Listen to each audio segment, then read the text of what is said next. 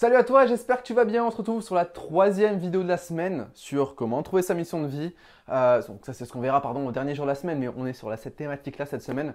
J'espère que tu vas bien. J'espère que les deux premiers exercices que je t'ai fait faire depuis le début de la semaine t'ont déjà apporté des réponses, des actions de changement.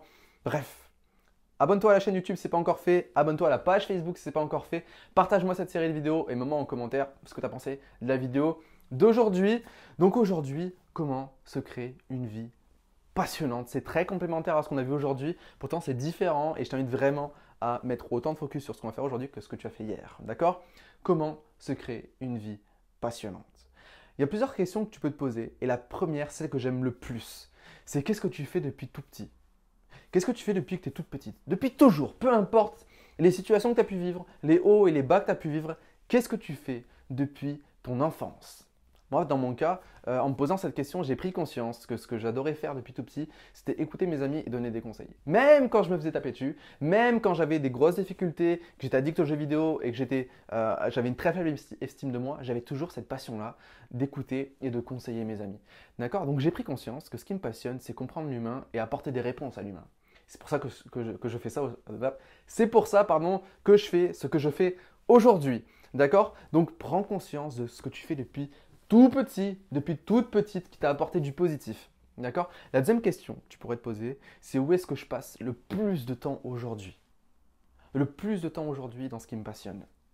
Et après, tu peux te poser la question, où est-ce que je mets le plus d'énergie dans ce que je fais aujourd'hui? Où est-ce que je mets le plus d'énergie dans mon environnement professionnel, dans mon environnement personnel? Et ce que tu vas faire par la suite, c'est que tu vas chercher les passions qui en ressortent et tu vas chercher le point commun de toutes ces passions. Et là, tu fais comme on a fait hier. Tu trouves 30 façons. Ça fait beaucoup, je sais. Tu trouves 30 façons de répondre à ces besoins. 30 façons de me créer une vie passionnante. 30 façons de me créer une vie passionnante. Je ne vais pas te redire ce que je t'ai dit hier. Prends conscience de ta responsabilité. Prends conscience de ton pouvoir créateur et fais travailler ton cerveau sur ces 30 manières de vivre une vie passionnante. Je peux t'assurer qu'en te creusant bien les méninges, et tu ne vas pas pouvoir t'empêcher de passer à l'action par la suite. C'est tout pour cette vidéo. C'était une vidéo un peu plus courte. Demain, ce qu'on va voir, c'est ce que tu veux transmettre au monde.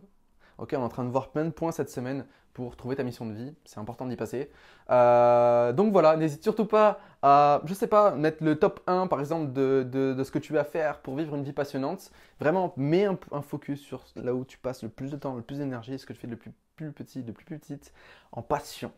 D'accord? Et après, tu mets le focus dessus. D'accord? Tu pourras plus dire je ne connais pas mes passions. Tu pourras plus dire oui, mais ceci. Non. Tu es créateur, tu es créatrice de ce que tu veux vivre. Donc fais-le. Ok?